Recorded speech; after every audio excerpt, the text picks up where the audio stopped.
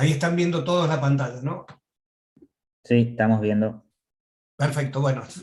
Lamentablemente de vuelta hubo un inconveniente técnico, volvemos, retomamos la clase. Estábamos en el punto de un modelo donde teníamos una variable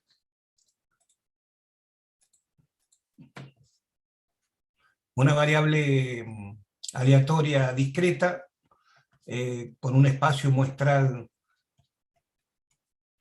con n más 1 valores omega sub 1 hasta omega sub n, y habíamos definido la probabilidad de que la variable x tomara el valor omega sub i. Bien, bueno, teníamos obviamente esta restricción,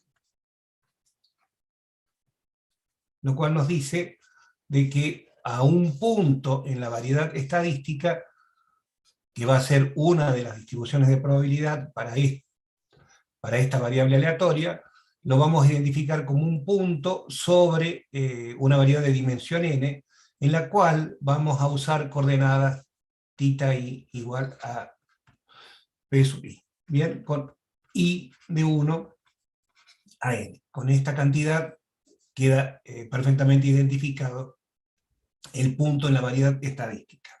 Cuando uno tiene esta estructura, se suele hablar de un simplex, que en este caso es de dimensión n, ¿bien?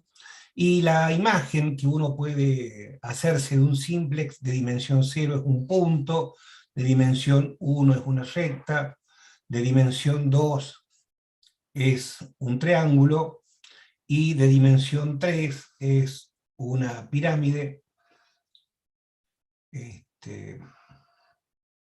como esta que estoy dibujando acá. Bien.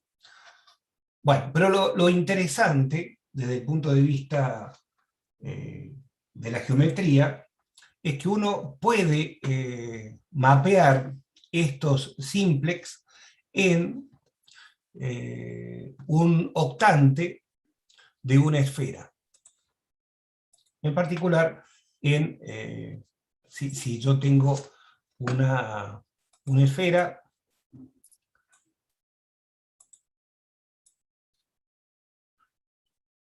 supóngase que esa es nuestra esfera,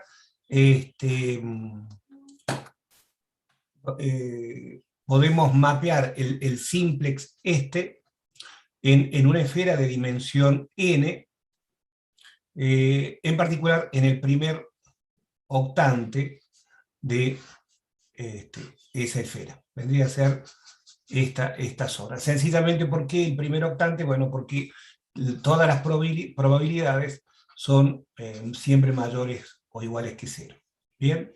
Bueno, entonces ese es nuestro modelo estadístico que vamos a analizar. Hay, por supuesto, infinitos. Este simplemente es un ejemplo que me parece ilustrativo. Ya tenemos las coordenadas sobre nuestra variedad, que son las que hace un rato había indicado. Y uno puede avanzar en este mapeo entre el simplex y este octante un poquito más. Y, por ejemplo, puede agarrar e introducir coordenadas psi supra i relacionadas con las θ a través de esta expresión. ¿Bien? ¿Qué nos da esto? Bueno, esto nos da que si yo sumo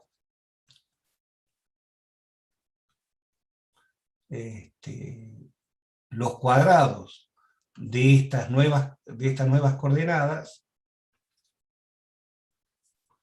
esto me da 4. ¿Bien? Entonces, efectivamente, tenemos una esfera de radio 2. ¿Bien? Presten atención a esto, porque va a ser muy útil a la hora de hacer algunas cuentas que les voy a contar ahora a continuación. En esta variedad estadística particular que estamos nosotros definiendo, se suele introducir una métrica riemanniana que tiene una larga historia en estadística y que Steve les ha comentado algo, que es la métrica de Fisher.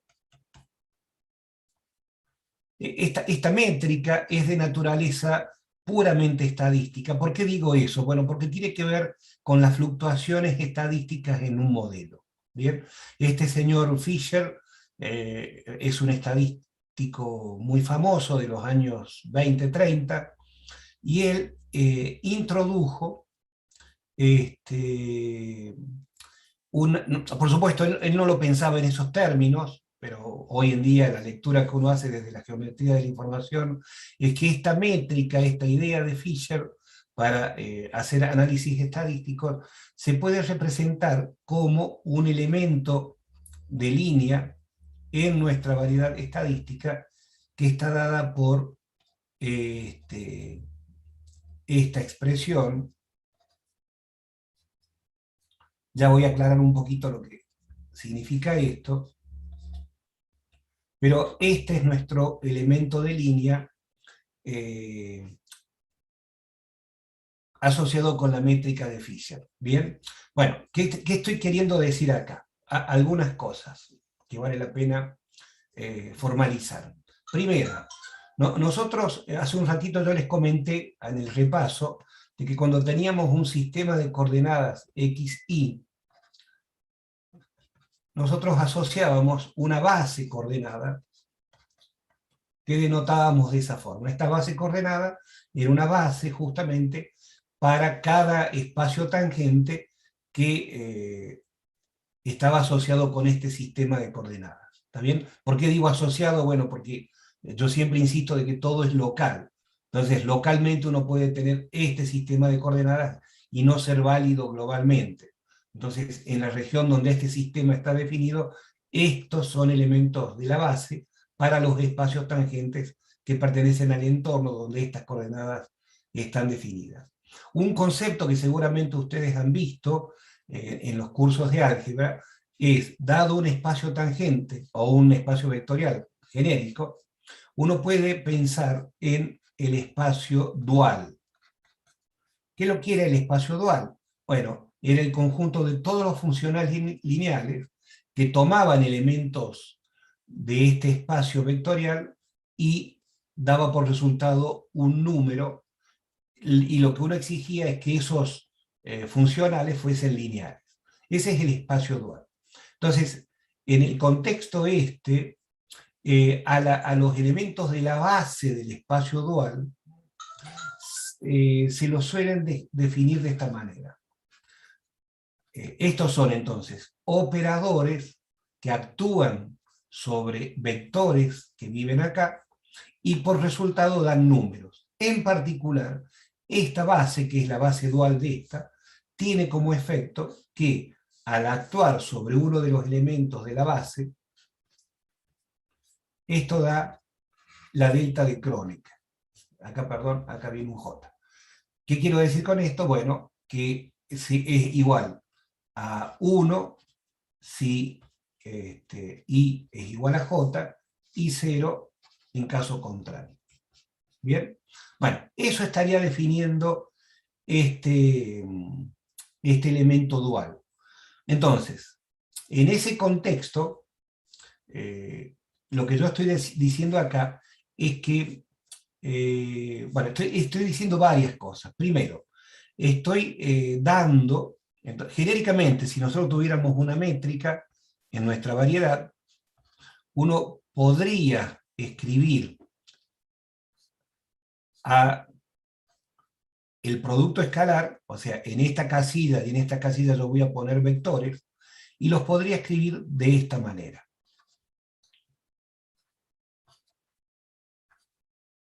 Por supuesto, esto siempre es local, así que en cada punto va a ir cambiando, y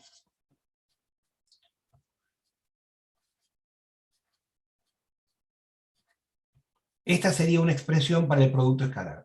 ¿Qué significa este símbolo? Bueno, este símbolo significa un producto tensorial, que no es nada extraño, porque quiere decir que si yo acá le doy de comer los vectores u y b, acá también le estoy dando de comer los vectores u y b. Y este producto tensorial significa que este primer elemento de la base dual toma a U, y este segundo elemento de la base dual toma a B. ¿Bien? Bueno, esa es una lectura que uno puede hacer de una expresión como esta. La otra lectura, y quizás la más importante para lo que podemos decir ahora, es que si yo tengo mi variedad estadística, al dar esta métrica de Fisher, este elemento de línea se llama, como el que escribí yo recién,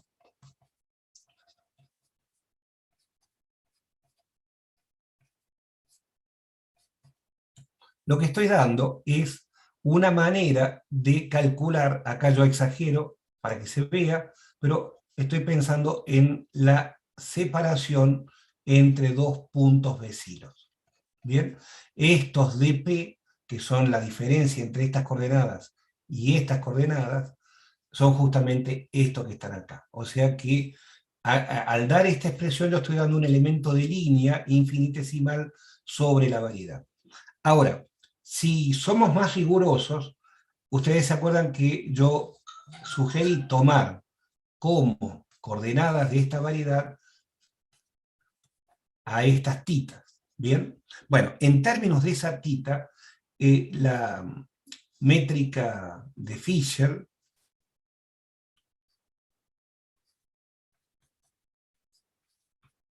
toma esta expresión.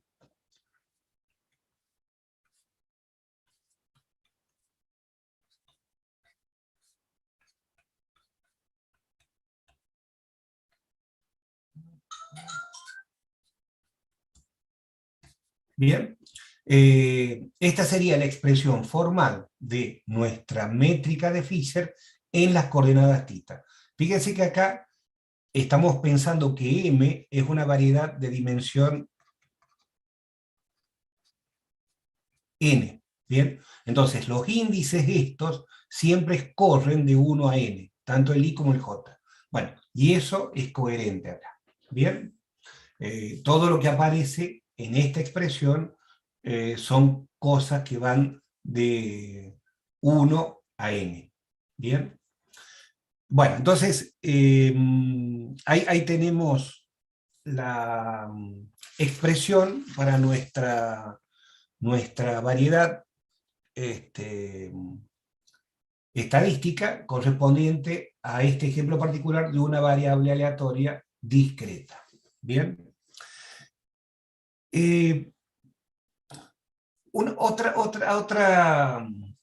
Otra consecuencia de algo que yo dije hace un poquito atrás. Cuando yo mapeo a mi simplex en un octante de una esfera, yo puedo sacar ventaja de esto de la siguiente forma, ¿no? ¿Se acuerdan que nosotros hacíamos un cambio de coordenadas a través de esta expresión, la raíz cuadrada de tita, con lo cual nos daba de que ahora este simplex se podía pensar como una esfera de dimensión n inmersa en Rn más 1. ¿Bien? Ojo, eso no es necesario pensarlo siempre así, pero en este caso particular es conveniente. Nada más que la esfera que vamos a considerar, en vez de ser de radio 1, es de radio 2. Pero bueno, es simplemente una correspondencia muy fácil de lograr entre una esfera de radio 1 y una esfera de radio 2. Ahora, en la clase pasada yo mencioné la idea de una curva geodésica. Una curva geodésica se puede tomar de dos maneras. A través de una caracterización usando la noción de transporte paralelo o de conexión, si ustedes recuerdan, esa fue una de las ideas que vimos en la clase pasada, y también una geodésica, eso se puede demostrar desde el punto de vista de la teoría de ecuaciones diferenciales y del principio variacional, que una geodésica también es una curva, ojo, siempre uno habla localmente, ¿no? Una curva extremal, es decir, que hace mínima la distancia entre dos puntos dados de la variedad. ¿Bien?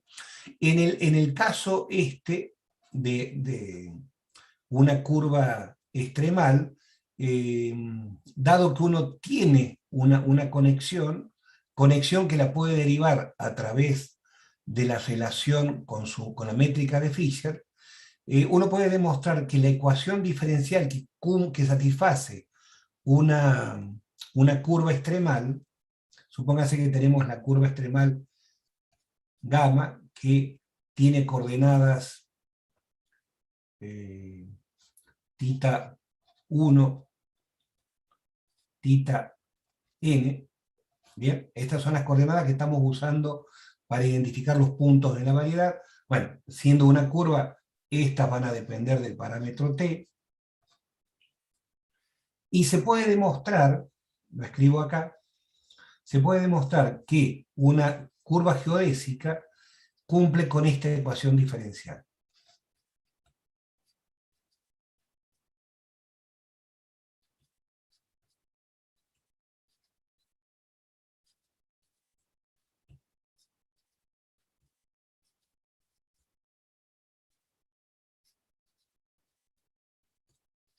Igual a cero, donde estos gamma y jk son los símbolos de la conexión asociadas, en este caso, en este ejemplo que estamos analizando, con esta métrica de Fisher.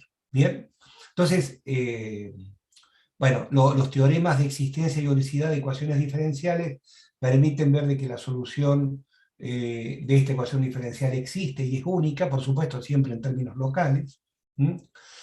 Y resolverlas es posible, es un buen ejercicio, se puede hacer, pero podemos tomar ventaja de esta correspondencia entre nuestra variedad, nuestro simplex y el primer octante de esta esfera para calcularla. ¿Y cuál sería el razonamiento? Muy fácil.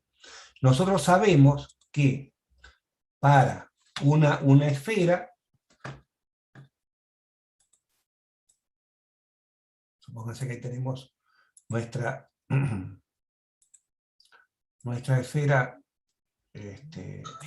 inmersa en Rn más 1, uno sabe que las curvas geodésicas sobre esta variedad son los círculos máximos. ¿Bien? Entonces, si yo tengo dos puntos, me fijo en el círculo máximo que pasa por ambos puntos, y esta curva justamente resulta ser una geodésica.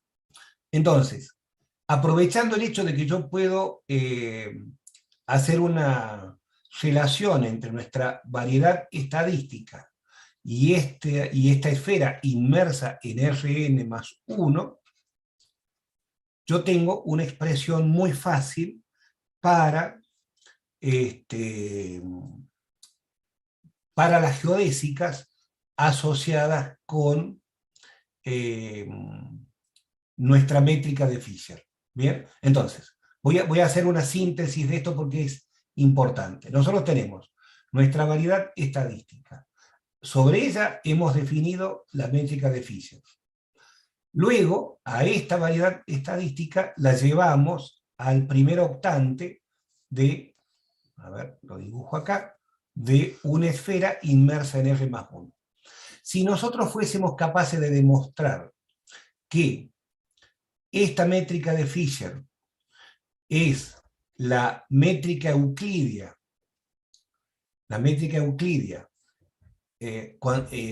restringida a esta esfera, podríamos garantizar entonces que las geodésicas de esta métrica de Fisher son justamente los círculos máximos. Bueno, efectivamente se puede demostrar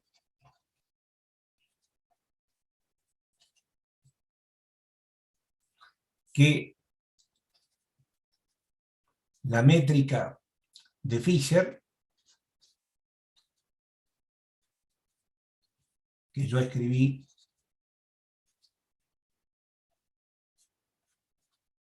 de esta forma, acá con i de 1 a n más 1, es igual a la métrica euclidia. ¿Qué es lo que es la métrica euclidia? Seguramente ustedes han usado esto, sí, quizás sin referenciar como métrica riemanniana, pero sí como una manera de medir distancias en Rn. Esto no es otra cosa que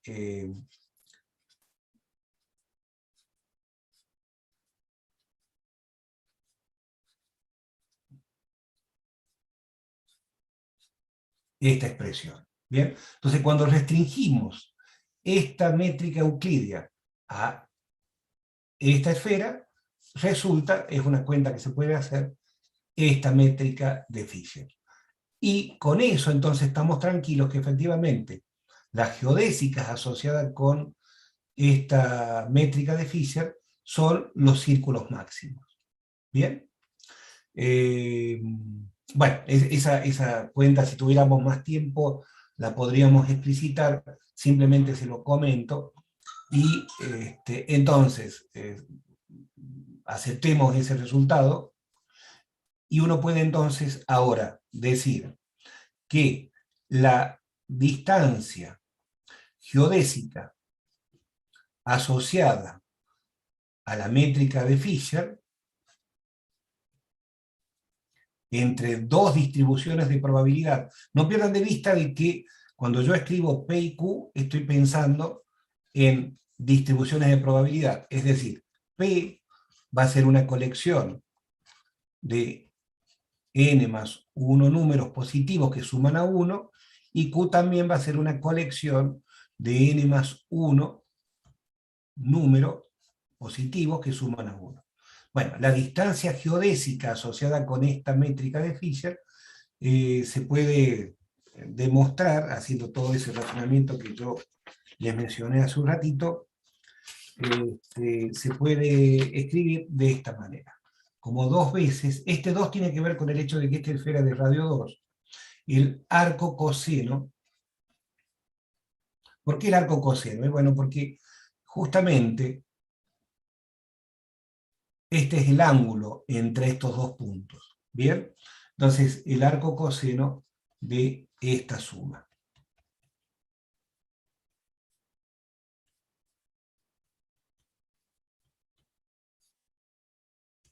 Y esta raíz cuadrada tiene que ver con el hecho de que hicimos el cambio de coordenadas de θ y a las coordenadas 2 veces raíz cuadrada del θ. Bueno, entonces, esta distancia es, lo vuelvo a decir porque es muy importante, la distancia geodésica asociada con la métrica de Fisher en nuestra variedad estadística. Ahora, en toda variedad riemanniana, de vuelta acá, hay muchos detalles matemáticos, pero lo vamos a obviar, pero les quiero transmitir la siguiente idea, ¿no? Si, fundamentalmente quiero marcar la diferencia entre una métrica local,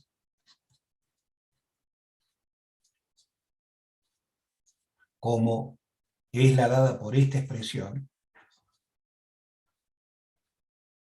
Esto me permite a mí medir distancias entre puntos muy próximos. ¿Bien?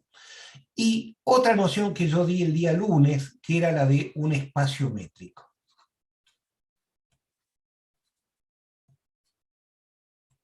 Si ustedes se acuerdan, nosotros dijimos que un espacio métrico era un conjunto junto con una operación del producto cartesiano de X por él mismo, que va en los reales, y que cumplía 3 propiedades. Ser simétrica,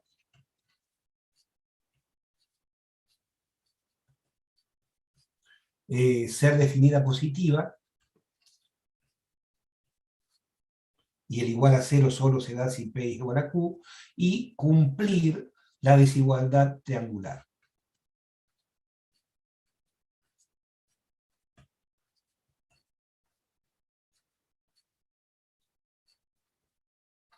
Donde P, R y Q son 3 distribuciones de probabilidad en el caso nuestro. ¿Bien? Bueno, Lo que nosotros acabamos de hacer es un ejemplo de justamente cómo aprovechar una métrica local para darle a nuestra variedad la estructura de espacio métrico. ¿Bien? ¿Por qué? Y bueno, porque la distancia geodésica esta cumple con estas tres propiedades. ¿Bien? Eso se puede demostrar en general y en particular para esta expresión. Entonces, lo que estoy diciendo es que el disponer de esta métrica de Fisher, métrica riemanniana local, nos da como consecuencia, además, darle a nuestra variedad estadística el carácter de espacio métrico, porque nos permite definir esta D, que en este caso está dado por esta expresión. Bien, ahora, no hay una manera unívoca de, si a nosotros nos dan una métrica global, no hay una manera unívoca de construir una métrica local. Ya enseguida me voy a explayar un poquito. Y esto que acabo de decir lo voy a conectar con algo que les contó Steve y que tiene que ver con lo siguiente. Uno, en general, en una variedad estadística como la que nosotros estamos estudiando, bien, asociado con una variable discreta, bueno, bla, bla, bla, todo lo que ya dije, yo vi que Steve le comentó que existe una cantidad que se llama la divergencia de Kullback-Leibler. Que justamente era una manera, bueno, esto tiene muchísimas interpretaciones en el marco de teoría de la información. Si ustedes van a la clase de Steve, van a tenerla definida ahí a la divergencia esta. En el contexto de teoría estadística se habla de divergencia más que de distancia, pero en el contexto de lo que yo les estoy contando, uno podría pensar a una divergencia como una métrica, pero ojo, porque no toda divergencia cumple con los postulados que yo les marqué en la pantalla anterior para una métrica. Bien, en particular, la divergencia de Kullback no es simétrica.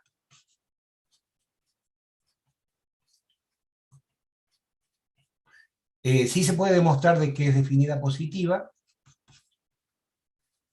y también se puede demostrar, o se puede ver, que no verifica, acá pongo un no en grande, no verifica la desigualdad triangular. Bien, entonces, si bien esta divergencia es muy usada en el contexto de teoría de la información y tiene muchas interpretaciones importantísimas desde el punto de vista de la codificación de un mensaje, no pierdan de vista de que, bueno, si uno lo quisiera pensar como una métrica, no funciona. Bien. También vi que Steve les comentó de otra divergencia que se llama divergencia de Jensen-Shannon,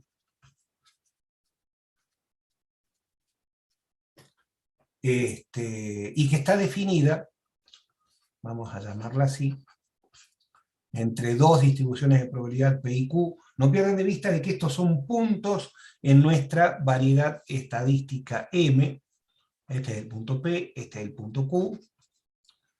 Y lo que yo hago es, de alguna manera, medir una separación entre ellas. Este concepto, o el de Kullback, no están asociada con, a priori al menos, con la métrica Fisher. Ya voy a hacer algún comentario respecto de eso. La divergencia de Jensen-Shannon, bueno, un problema serio que tiene la divergencia de Kullback es que no siempre está definida, ¿bien? ¿Qué quiero decir con eso? Se tiene que cumplir una condición entre P y Q para que esta cantidad sea una cantidad acotada. Esa condición técnicamente se conoce como absolutamente continua, o sea que la distribución P sea respecto a Q absolutamente continua. Dicho en términos más simples, la condición para que esto esté definido es que para cada valor P sub I igual a 0, se tiene que cumplir que también Q sub I sea igual a 0. ¿Bien? Esto es una seria limitación que tiene la divergencia de Kullback, porque, bueno, no en todo problema en donde uno quiere aplicar estas cosas, esta condición se va a cumplir. Una solución que se encontró a eso es introducir esta divergencia, que tiene varias propiedades interesantes. ¿Cómo está definida esta divergencia? Bueno, ustedes se acuerdan de las clases de Steve, teníamos la entropía de Shannon, definida como menos la suma P sub I, logaritmo. Usemos en base 2 el logaritmo para poder medir esta cantidad en bits. Si esta es la entropía de Shannon, la divergencia se define de esta forma, como la entropía de la distribución mezcla menos un medio la entropía de la distribución P menos un medio la entropía de la distribución Q. Bien, esta es la definición de la divergencia de Jensen-Shannon. Tiene muchas propiedades interesantes, por supuesto, es definida positiva, gracias a la desigualdad de Jensen, que seguramente Steve les comentó algo de eso. Además, obviamente, por definición, es simétrica.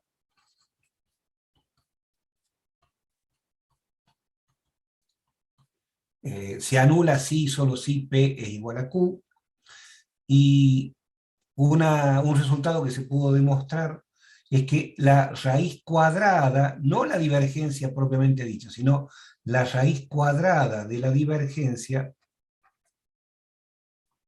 o sea, pongamos acá P y Q, verifica la desigualdad triangular.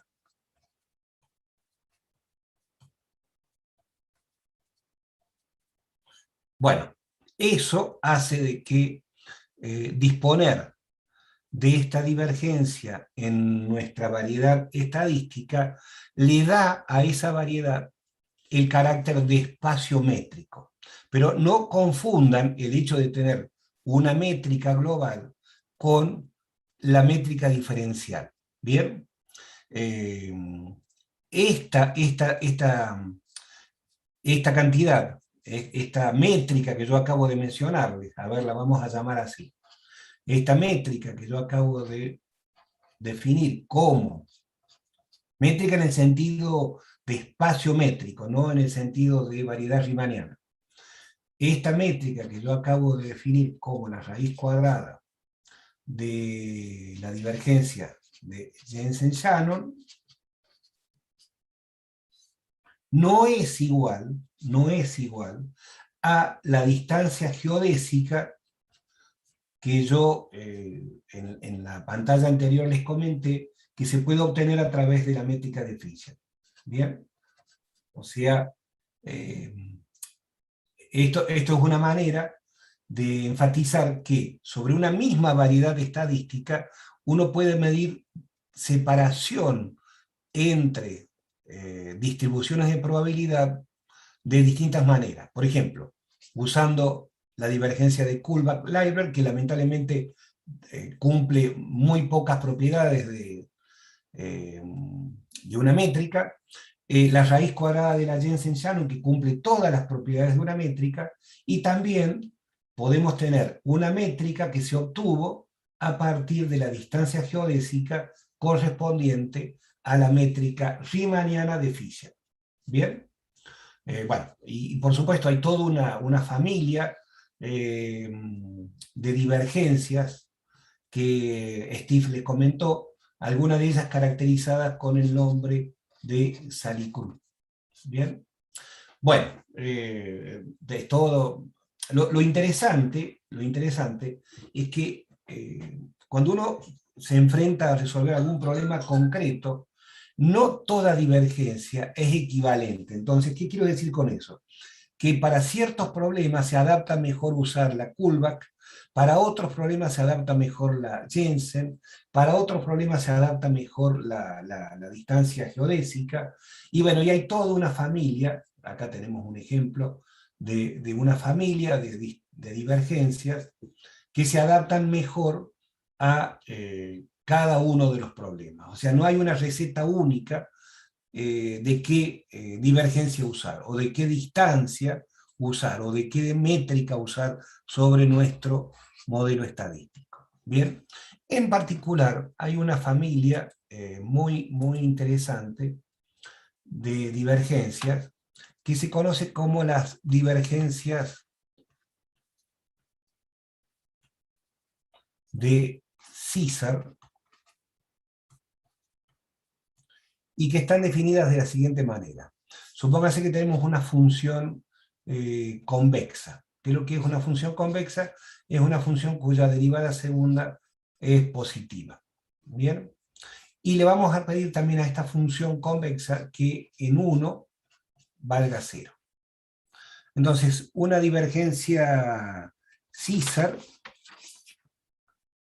que la vamos a llamar de esta forma, entre dos distribuciones de probabilidad, se define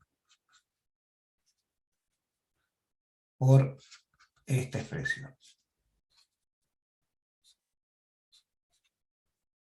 Es decir, la suma con i de 1 a n más 1 de p sub i, acuérdense, los p sub i son las componentes de la distribución de probabilidad p, por f evaluado en este cociente. ¿Bien? Bueno, esta es una familia muy interesante de divergencias, y hay unos casos particulares que ya conocemos, justamente es la Kullback.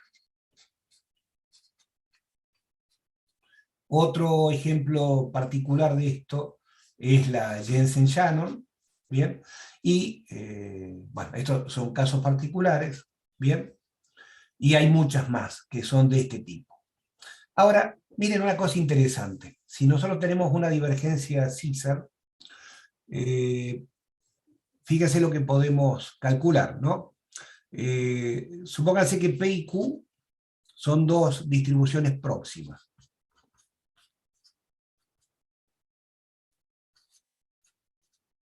O sea, donde delta P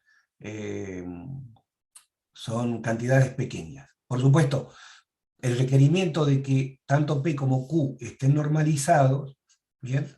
Si yo pido que Q también esté, nos dé igual a 1, bueno, no nos queda otra que, o sea, acá pongamos un implica, que la suma de delta PI tiene que ser igual a 0. ¿Bien? Bueno, entonces tomemos dos, acá está nuestra variedad estadística, tomamos dos puntos con coordenadas muy próximas, que vendría a ser P y Q, y calculemos la divergencia de César entre esos dos puntos. Bien, entonces uno podría agarrar, hacer una especie de desarrollo de Taylor,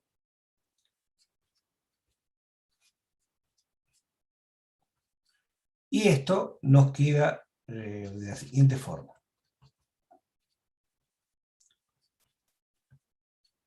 Bueno, acá tengo f evaluado en 1, o sea, si esta es la condición, lo que aparece acá es f evaluado en 1 más delta pi sobre pi. ¿Bien? Entonces voy a hacer un desarrollo de Taylor de la f en torno a 1.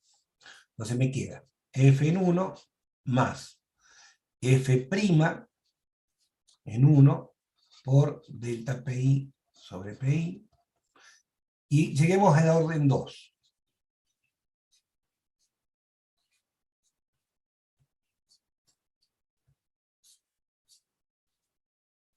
Bueno, por supuesto acá seguiríamos con orden superior.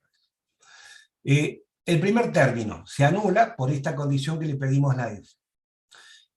Este segundo término, acá tengo pi multiplicado por esto. Se me va el pi este con este pi, y me queda una suma de los delta pi. Pero dijimos que es 0, así que tampoco contribuye el término lineal. Y nos queda por último, el f, la derivada segunda evaluado en 1 por delta pi al cuadrado sobre pi multiplicado por 1 sobre pi al cuadrado, esto me queda pi. ¿Bien? Y esta es una cantidad que ya la conocemos nosotros. Esto vendría a ser f segundo evaluado en 1, que es una cantidad positiva por la condición que pedimos de convexidad de la función f, y esto no es otra cosa que la métrica de Fisher. Perdón, acá es una f, la métrica de Fisher que introdujimos al comienzo de la clase de hoy. Bien, moraleja, toda divergencia César en el orden más bajo coincide con la métrica riemanniana de Fisher. Pero claro, eso ustedes podrían pensar de que es contradictorio. No, para nada, porque acá hay términos que van en órdenes superiores, ¿bien? No hay un igual, sino es un aproximado, ¿bien? Porque hay una aproximación de por medio. Pero esta es una propiedad interesante de las divergencias de César, por eso son tan importantes desde el punto de vista teórico, porque de alguna manera tienen, dicho así en lenguaje medio exagerado, tienen como atractor a toda a la, a la métrica de Fisher. ¿Bien? Pero claro, el concepto de divergencia de César es mucho más amplio que, que restringirlo al hecho de que tienen que ver con la métrica de Fisher. ¿Bien? Pero bueno, es una interpretación geométrica interesante de las divergencias de César, y que tienen exponentes muy notables como la divergencia de Kullback y la divergencia de Jensen-Shannon. ¿Bien? Bueno, si nosotros, a ver, como empezamos un poquito más tarde, me temo que tenemos un poquito más de tiempo, yo quiero, para que no quede una sensación de, a ver, esperen, vamos a...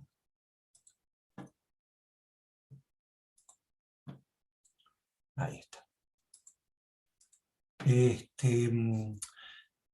No, yo recién les dije, ¿no es cierto?, que la divergencia de Jensen-Shannon, al ser una divergencia de César, se puede aproximar con la métrica de Fisher. ¿Bien?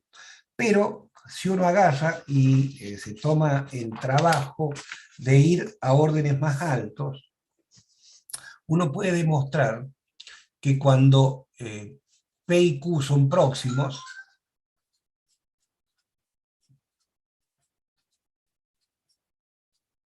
uno puede aproximar a esta cantidad con esta expresión. Voy a tomarme el trabajo de escribirlo porque me parece ilustrativa de algunas cuestiones. Acá tengo la métrica de Fisher.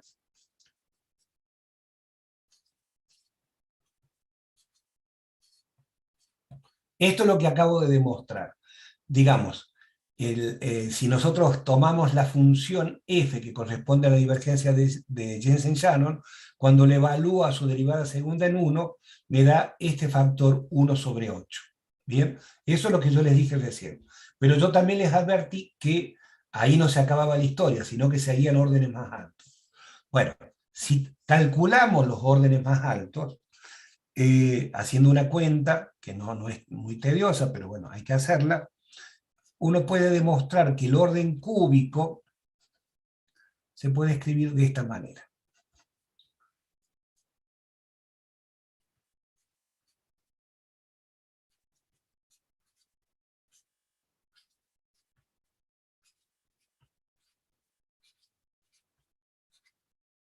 Bueno, y ahora acá podríamos seguir con el orden cuarto. ¿Qué es esto? Estos son los símbolos de la conexión calculada con la métrica de Fisher. ¿Bien? Esto es orden cúbico en las variables tita i, tita, bueno, en las variables de la variedad, en las coordenadas de la variedad. ¿Bien?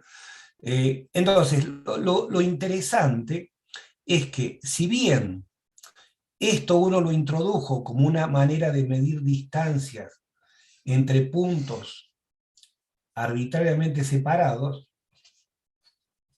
al pensar que yo tengo puntos cercanos, van apareciendo cantidades de interés geométrica, como la métrica, la conexión de Levi-Civita asociada con esta métrica, y si uno calculase este orden cuártico, también se puede demostrar que esto tiene que ver con la curvatura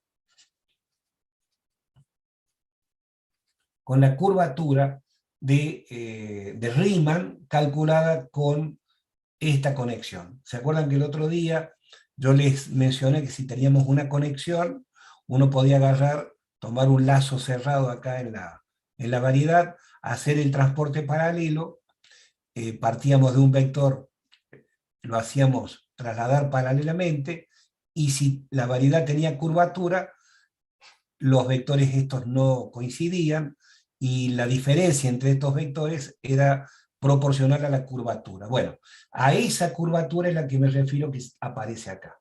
Entonces, esta expresión es muy interesante porque le está dando un significado dentro del marco de la geometría de Riemann a una divergencia que aparece en el contexto de los modelos estadísticos. ¿Bien? Bueno, por supuesto, hay mucho más para decir, eh, pero el tiempo nos limita, y yo quisiera terminar haciendo dos aplicaciones, o comentándole al menos dos aplicaciones que nosotros hemos trabajado bastante de esta divergencia. ¿Bien? Una tiene que ver, esto es una, a ver, no, vamos a,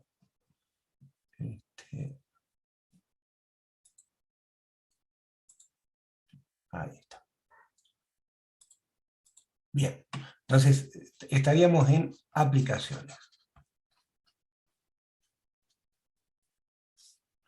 Una que les voy a comentar es en la caracterización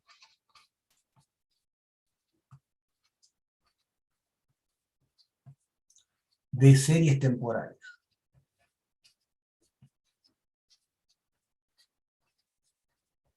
Y la otra es en el contexto de la mecánica cuántica.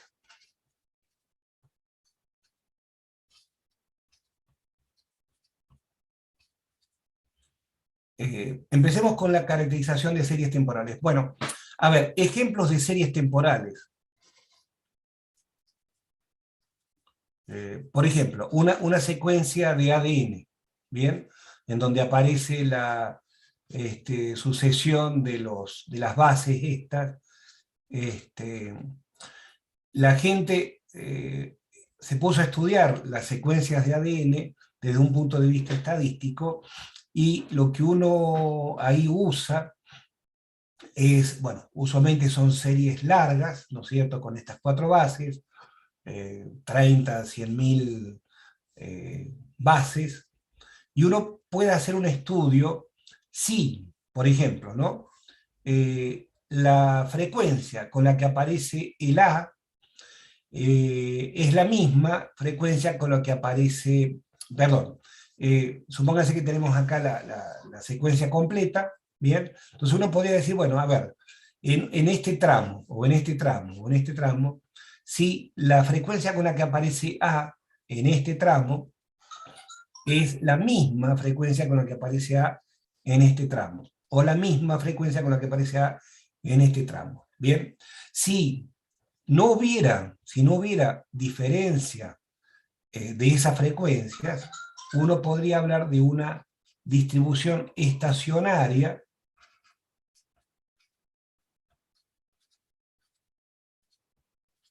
de las bases estas. ¿Bien? Bueno, lo que se ha estudiado y se ha demostrado que para nada una secuencia de ADN es estacionaria en este sentido.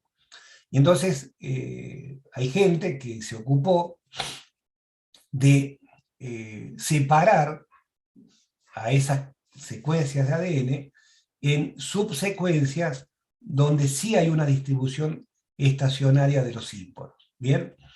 Bueno, esto tiene interés biológico, ha permitido estudiar correlaciones entre una zona del ADN y otra zona de la secuencia, ¿bien? Bueno, y hay mucho para decir, hay mucho material para consultar. La idea simplemente es que uno podría usar, por ejemplo, a la divergencia de Jensen-Shannon para estudiar esta noción de estacionariedad en una secuencia, en una serie temporal. ¿Bien? Ya les voy a contar cómo, al menos así de una manera rápida, cómo se puede hacer eso. Otro caso que hemos estudiado, y que mucha otra gente también ha estudiado, es, por ejemplo, en los registros de electroencefalogramas. Uno, por ejemplo, puede caracterizar episodios epilépticos que no son fácilmente visibles a los ojos del experto, pero que estudiando esta caracterización de una serie estacionaria o no, aparecen. Bien, entonces uno puede detectar en un registro de electroencefalograma algún lugar donde acá hay un pico en el registro que tiene que ver justamente con un episodio epiléptico, por ejemplo. Bien, bueno, hay mucho hecho sobre esto. Yo lo único que la intención es comentarles cómo se puede usar esto para estudiar, cómo se puede usar la divergencia para estudiar la estacionalidad o no de una serie temporal. ¿Bien? Bueno, ¿cómo se hace eso? Miren, todo surge de observar lo siguiente. Yo hace un ratito, cuando escribí la expresión de la divergencia de Jensen-Shannon, yo escribí esto.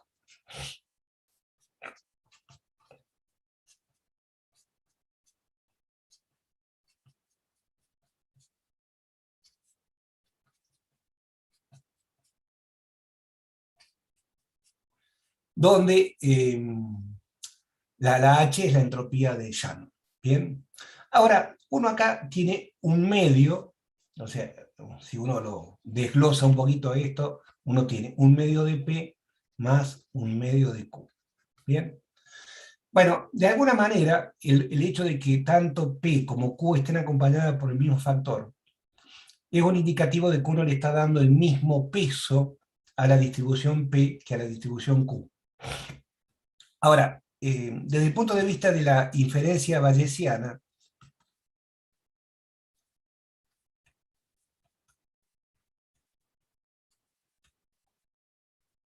uno podría avanzar sobre esta mezcla y pensar, por ejemplo, que en vez de poner los mismos pesos un medio a P y un medio a Q, uno podría poner un pi1 a P y un pi sub 2 a Q. ¿Bien? Donde todo lo que vamos a pedir es que pi1 y pi sub 2 sean cantidades positivas y que sumen a 1. ¿Bien? Entonces, uno podría definir una divergencia generalizada que toma en cuenta estos pesos de la siguiente manera.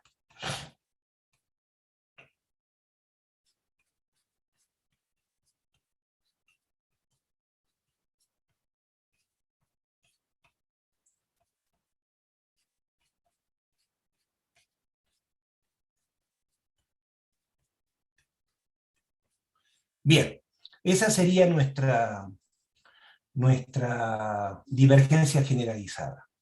Y hay otra generalización que la aprovecho ahora y la cuento también, que uno puede usar a la divergencia esta como una medida de separación entre varias, entre más de dos distribuciones de probabilidad. Bien, supónganse que tuviéramos, acá voy a usar la letra P mayúscula para indicar a la distribución de probabilidad P supra 1.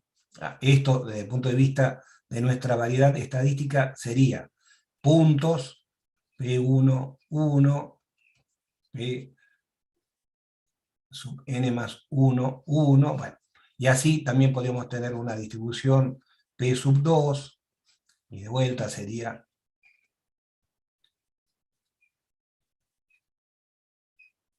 y etcétera, etcétera. Bueno, uno puede definir una divergencia de Jensen-Shannon con distintos pesos. Supongamos que tuviéramos n grande distribuciones de probabilidad, entonces tenemos n grande pesos, y la distancia entre acá, las distribuciones P supra 1, P supra n, bueno, lo vamos a definir como H de la mezcla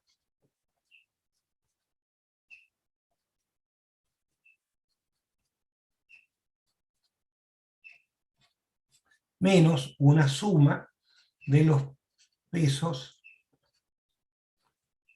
este I va de 1 a n, por la entropía de la P supra I. Bien, bueno, entonces hemos avanzado en dos direcciones en la generalización de la divergencia de Jensen-Shannon. Por un lado, en el contexto de inferencia bayesiana, donde a priori uno no tiene por qué darle el mismo peso a todas las distribuciones de probabilidad, y en otra dirección fue extenderlo a un número arbitrario de distribuciones de probabilidad. Bien, bueno, ahora centrémonos un poquito en esta idea de la generalización bayesiana. Entonces yo le voy a contar un modo en que se podría aplicar. Supónganse que tenemos, a ver, acá tenemos el tiempo, y acá registramos los valores de nuestra serie temporal. ¿Bien? En general, bueno, esto será un gráfico bien alterado. Bueno, acá estoy improvisando, pero estos son los valores que toma la variable X al tiempo t. T0, T1, T2, etcétera, etcétera. En el caso de un electroencefalograma, bueno, son los típicos registros que todos hemos visto alguna vez. Bien, entonces uno podría agarrar y, primero, cuando uno tiene esta señal, lo que uno tiene que ahora hacer es una correspondencia entre los valores de la variable que me representa a la serie temporal X con un alfabeto. ¿Bien? En el caso, por ejemplo, del ADN, el alfabeto tiene 4 símbolos.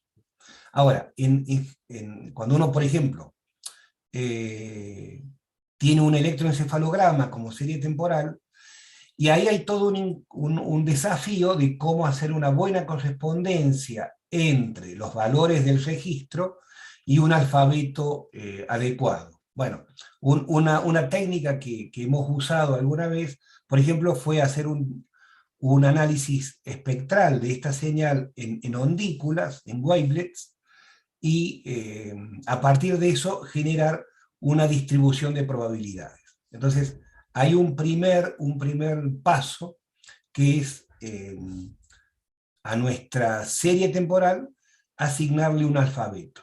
Y luego evaluar la probabilidad de ocurrencia de uno de los símbolos de ese alfabeto.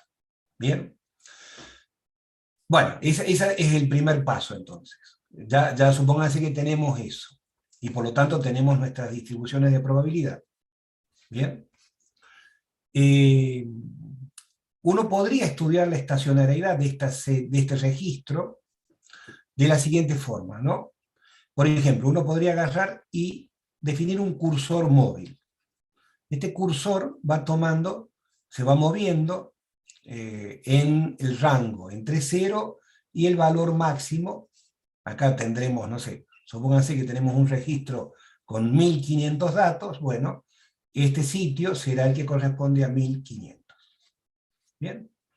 Entonces, vamos moviendo este puntero, tenemos una cierta cantidad de sitios a la izquierda, ¿sí? Y una cierta cantidad de sitios a la derecha.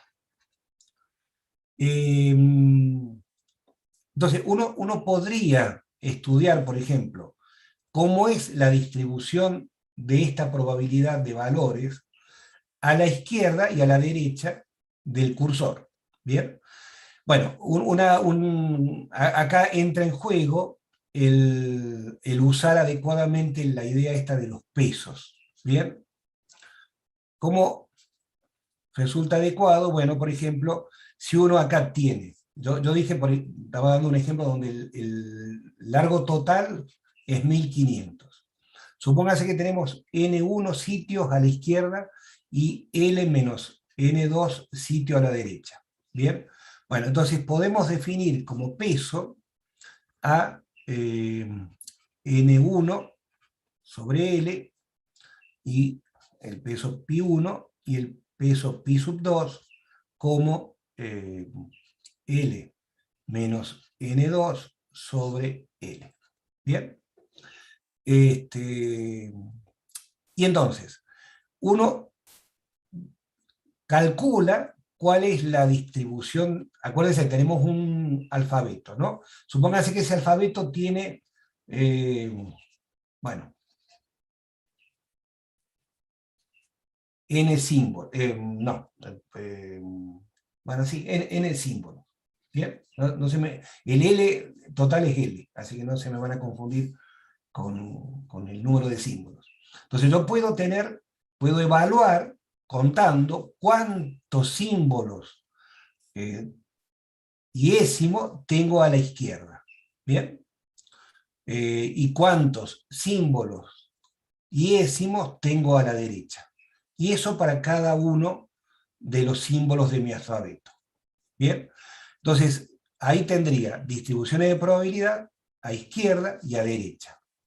Y estos pesos asignados para cada posición del cursor.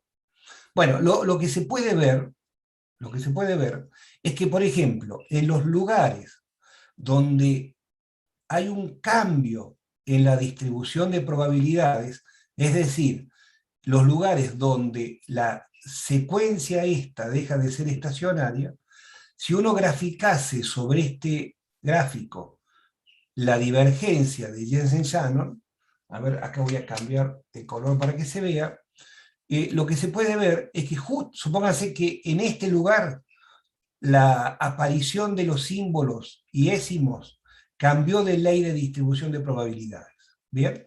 Bueno, lo que se puede ver es que si esto que estoy por graficar en rojo es la divergencia, justamente en este sitio donde cambia la distribución, la divergencia se hace máxima. ¿Bien? Entonces, es una manera de detectar dónde una serie temporal deja de ser estacionaria. Bueno, podría suceder, y eso es lo que sucede en general, de que en varios lugares, la secuencia cambia su ley de distribución de probabilidades. Entonces lo que uno va a tener son varios picos. ¿Bien? Claro, ahora, esto es un problema estadístico, acá hay fluctuaciones estadísticas. Entonces, podría suceder de que uno deba usar algún umbral para decir dónde realmente el cambio es significativo. ¿Bien? Entonces, yo necesito introducir la idea de un umbral. Bueno, este umbral se suele llamar significancia. Entonces, uno podría lograr segmentar una serie temporal en subsecuencias estacionarias, especificando este valor de umbral. Entonces, si por ejemplo, este es el valor de umbral que yo fijé, este pico efectivamente me va a marcar un cambio en el valor de la distribución de probabilidades para los símbolos del alfabeto a derecha o a izquierda, mientras que estos no. ¿Bien? Bueno, esto ha sido muy, muy útil en muchos contextos. Hay mucha bibliografía que ha surgido, ¿bien? En todo caso, después, por algún medio, por Discord, les paso algunas referencias representativas de esto, y la buena experiencia es que ha resultado muy útil en ámbitos muy diversos, ¿bien? Eh, Así que, bueno, es un método para tener en cuenta. Este, Nosotros, como les dije, lo hemos usado en el contexto a veces de análisis de series fisiológicas, como los electroencefalogramas, y ha funcionado muy bien. Bueno, a ver, con el poquito tiempo que nos queda, empezamos un poquito más tarde por los problemas técnicos, pero quisiera contarles, de esto por supuesto hay muchísimo para decir, pero no nos da el tiempo. Quiero no irme, no finalizar sin contarle algo de una aplicación de estas ideas en el contexto de mecánica cuántica. ¿Bien? Para los que no están familiarizados con la idea de la mecánica cuántica, les cuento algunos ingredientes básicos.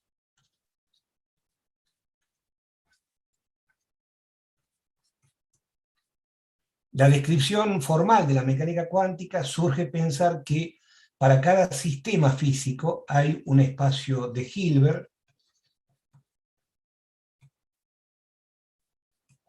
Un espacio de Hilbert no es otra cosa que un espacio complejo donde uno tiene definido un producto interno, ¿bien? Con algunas propiedades de convergencia, pero que no viene al caso ahora. Y en el contexto de mecánica cuántica, lo que a uno le interesa son los estados del sistema. Bueno, esos estados del sistema se representan por vectores que pertenecen al espacio de Hilbert. Bueno, en general, este es un caso particular, el pensar a un estado del sistema como un vector del sistema pensar a un vector del espacio de Hilbert como un estado del sistema físico es un caso particular. En realidad, esto se llama un estado puro, y lo más general es pensar en estados mixtos. Todo esto que yo le estoy contando de estados puros se puede extender al caso de estados mixtos, que tiene que ver con mezclas estadísticas de los estados. Pero bueno, no quiero, y esto simplemente completo diciendo de que los estados mixtos se describen por operadores que actúan sobre este espacio de Hilbert. Pero eso lo dejamos para otra ocasión y simplemente nos restringamos al caso de estados puros. Entonces, en mecánica cuántica, los estados de un sistema físico se describen como vectores que viven en un espacio de Hilbert. ¿Bien? Ahora, seguramente ustedes han escuchado hablar que la mecánica cuántica es una teoría estadística. ¿Bien? Uno tiene que recurrir a probabilidades. Y un problema que conlleva esa característica estadística de la teoría cuántica es que dos estados no son distinguibles. En general, si yo tengo un estado psi y un estado phi, por la propia naturaleza estadística de la teoría, no hay una manera unívoca de decir que este estado es distinguible de este. ¿Bien? ¿Y por qué es importante la noción de distinguibilidad? Bueno, porque si yo quiero hacer operaciones, por ejemplo, estamos pensando en el contexto de mecánica de computación cuántica. si yo quiero procesar estados, tengo que saber, por un lado, qué estados proceso y qué estados obtengo. ¿Bien? Entonces, es indispensable identificar perfectamente a los estados. ¿Bien? Bueno, en el contexto ese del problema de distinguibilidad, hay muchísimo trabajo hecho, pero yo solamente les voy a decir de que dos estados son perfectamente distinguibles si el producto interno entre ellos, este producto existe gracias a que tenemos un espacio de Hilbert, esto es igual a 0. Si es distinto de 0, no hay una distinguibilidad exacta entre los estados. ¿Bien? Ahora, otro ingrediente que hay en la teoría cuántica es que uno, físicamente hablando, uno tiene observables. O sea, son cantidades físicas que uno puede calcular haciendo experimentos. Bien, por ejemplo, la energía, el momento angular, el spin, bueno, etcétera, etcétera.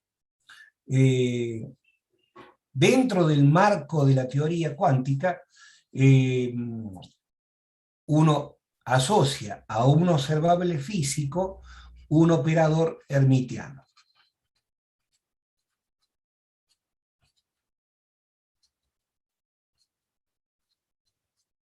Bueno, un operador hermitiano siempre va a tener autovalores positivos, y lo que nos dicen los postulados de la mecánica cuántica es que al realizar un experimento para medir un observable, solamente vamos a encontrar, en cualquier experimento que hagamos, los autovalores de ese operador. ¿Bien?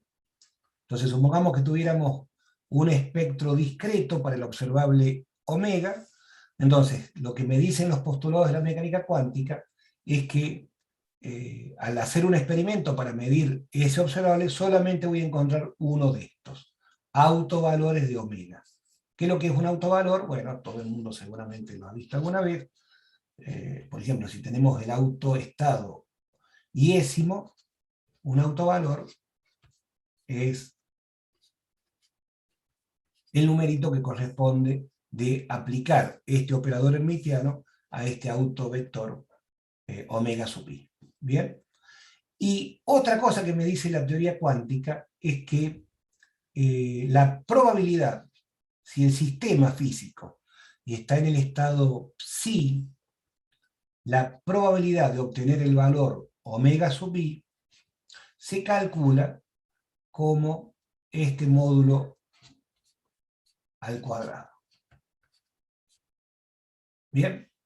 Entonces, esto me da la probabilidad de obtener el valor omega sub i al medir omega si el sistema físico está en el estado psi. ¿Bien? Ahora, yo les mencioné recién acá el problema de la distinguibilidad. Supóngase que tuviéramos este otro estado. Entonces yo también puedo construir esta distribución de probabilidades usando este estado.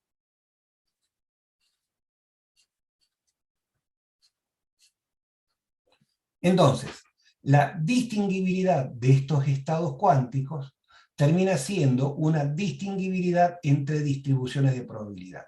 ¿Bien? Bueno, y ahí entra todo el aparato de la teoría de la información.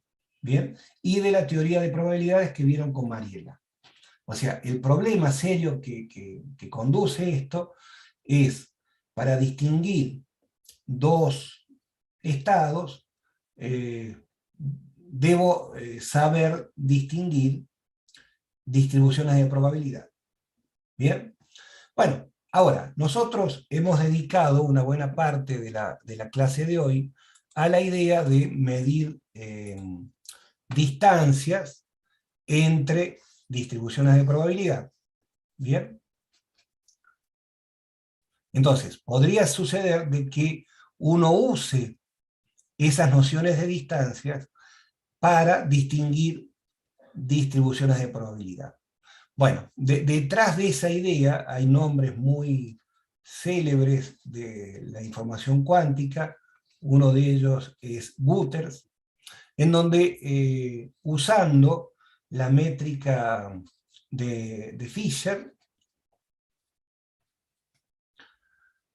él definió un criterio de cuándo dos distribuciones de probabilidad son distinguibles y por lo tanto criterios para caracterizar a dos estados cuánticos distinguibles. Bien, por supuesto, la distinguibilidad de estos estados va a depender de la capacidad que tenemos de repetir varias veces el mismo experimento. Bien, entonces, en este criterio de distinguibilidad, yo le anoto este nombre, hay un paper de él muy famoso del año 1981, los curiosos pueden buscarlo, se consigue, está en Physical Review, y ahí van a ver cómo Guterres, de alguna manera, redescubre a la métrica de Fisher que vimos nosotros en el contexto del problema de distinguir estados cuánticos. Bien. Bueno, uno puede, fíjense, hacer el siguiente planteo. Yo voy a volver a escribir las distribuciones de probabilidad asociada con el estado phi y la distribución de probabilidad asociada con el estado psi.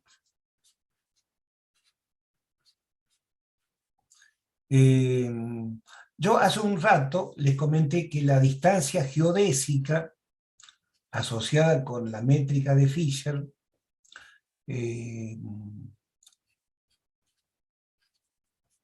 era, bueno, 2 veces el arco coseno de la suma sobre i de la raíz cuadrada de pi sub i q sub pi. Bien. Bueno, si yo, haciendo una cuenta, reemplazo estas p sub i, estas q sub i, dada por esta expresión, obviamente nos va a quedar una cantidad que va a depender del observable que estemos usando.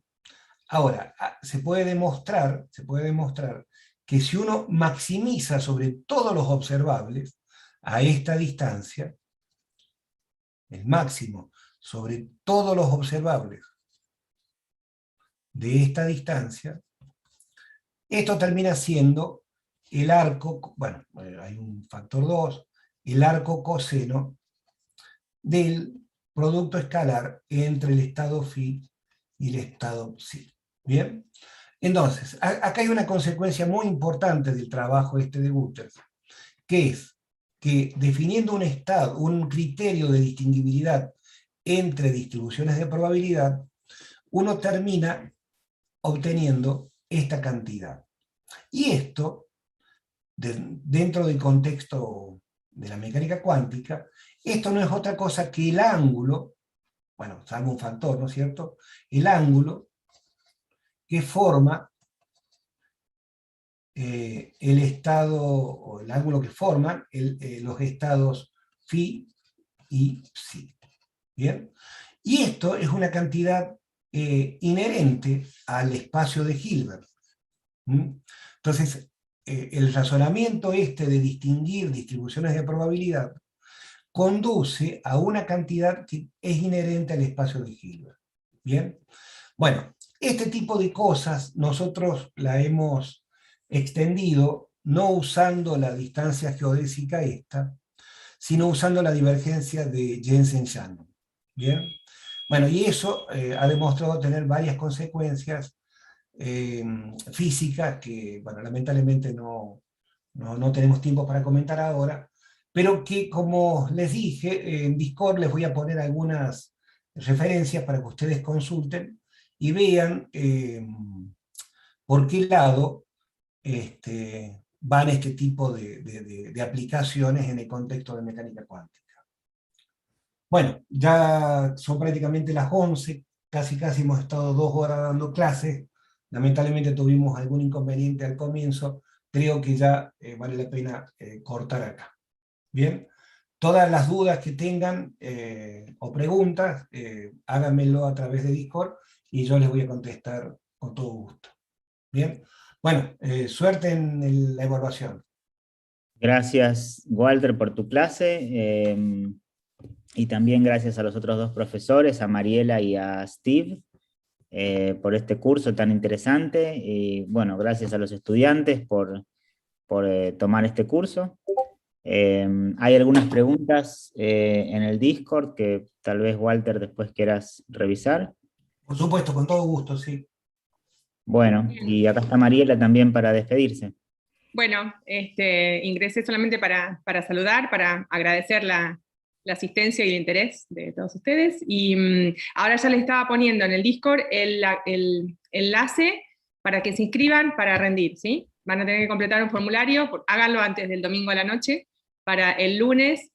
Les proponemos 2 horarios, a las 9 de la mañana o a las 19 horas, el día lunes. Entonces eligen uno de los 2 horarios, nos avisan, así después les mandamos el enlace para que contesten el cuestionario, ¿sí? Así que disculpen la demora, pero bueno, con las situaciones de último momento, por suerte toda la semana anduvo bien, fue hoy solamente que hubo algún inconveniente. Bueno, nada más, agradecerles, y cualquier duda estamos, y cualquier inquietud, si quieren contactarnos, con gusto, bueno, podemos responderles. Bueno, Por supuesto, bueno, muchas gracias a todos. Gracias gracias a Santi, los... gracias Guido, y bueno, Andrés y Janet también. Gracias Santiago, gracias Guido, sí. Gracias, yo los aplaudo en representación de los alumnos, que seguramente Muchas gracias a ustedes. Un aplauso al final. Aplauso. Bueno, gracias a los tres. Hoy no se pudo conectar Steve, que como saben está en Francia, pero bueno, agradecemos a los tres profesores por este magnífico curso. Gracias. Bueno.